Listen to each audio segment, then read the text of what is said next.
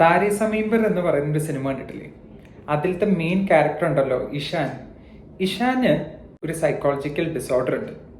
ആ ഡിസോർഡറിനെ കുറിച്ചാണ് ഇന്ന് നമ്മൾ പഠിക്കുന്നത്. അപ്പോൾ ആ സിനിമ പോകുന്ന സമയത്ത് നമുക്ക് മനസ്സിലാക്കാം, ആ കുട്ടി ഒരു ചെറിയൊരു മാത്സിൻ്റെ ഒരു ക്ലാസ് ടെസ്റ്റ് നടത്തുമ്പോൾ ആ കുട്ടിക്ക് ഒരു ചെറിയൊരു സമ്മൊക്കെ ചെയ്യാൻ പറ്റുന്നില്ല.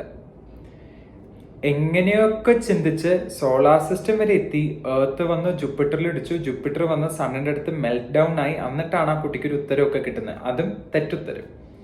പിന്നെ അതുപോലെ തന്നെ ആ കുട്ടീനെ ഇന്നിപ്പിച്ച് ഒരു സെന്റൻസ് വായിക്കാൻ പറയുമ്പോഴേക്കും ആ കുട്ടി പറയുന്ന ഒരു ഉത്തരവുണ്ട്, ലെറ്റേഴ്സ് ആർ ഡാൻസിങ്.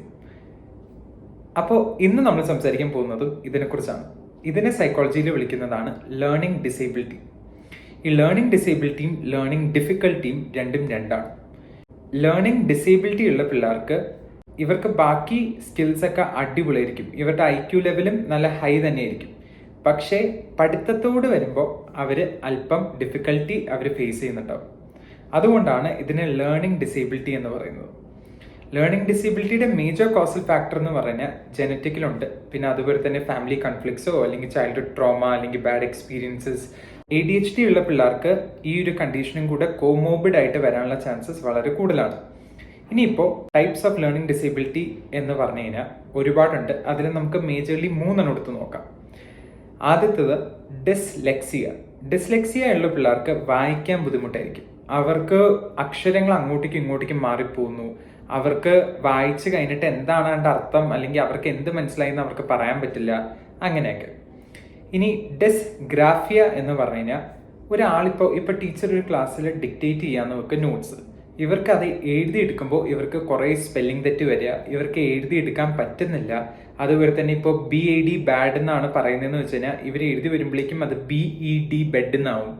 ഇപ്പോൾ ഒരു മാത്സ് എക്സാമിലൊക്കെ സൈഡിൽ അവർ വർക്ക്ഔട്ട് ചെയ്ത് 396 എന്ന് ഉത്തരം കിട്ടിക്കഴിഞ്ഞാൽ അവരെടുത്ത് എഴുതുമ്പോഴേക്കും അത് 369 എന്നാവും.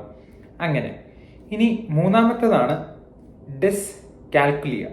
കാൽക്കുലിയ എന്ന് പറയുന്ന വാക്കിൽ തന്നെ നമുക്ക് മനസ്സിലാവും മാത്സ് റിലേറ്റഡ് ആണ്.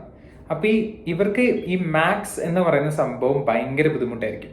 നമ്പേഴ്സ് ആയിട്ട് ഇവർ അത്ര നല്ലൊരു ഫ്രണ്ട്ഷിപ്പിലായിരിക്കില്ല. ഇപ്പൊ സമയം നോക്കാൻ പറഞ്ഞാലും ഇവർക്ക് ഭയങ്കര ബുദ്ധിമുട്ടായിരിക്കും. അതുപോലെ തന്നെ ഇവർക്ക് ഇപ്പോൾ ഒരു മാത്സ് ഇക്വേഷൻ കിട്ടുകയാണ്, ഇപ്പോൾ A+B A-B അല്ലെങ്കിൽ ഇപ്പോൾ പ്ലസും മൈനസ് ഒക്കെ അവർക്ക് അങ്ങോട്ടേക്കും ഇങ്ങോട്ടേക്കൊക്കെ മാറിപ്പോവും, അങ്ങനെ. അപ്പൊ ഇതിന്റെ മേജർ ആയിട്ടുള്ള ട്രീറ്റ്മെന്റ്സ് എന്താണെന്ന് ചോദിച്ചു കഴിഞ്ഞാൽ സ്പെഷ്യൽ എഡ്യൂക്കേഷൻ ആണ് ഏറ്റവും ബെസ്റ്റ് ട്രീറ്റ്മെന്റ്.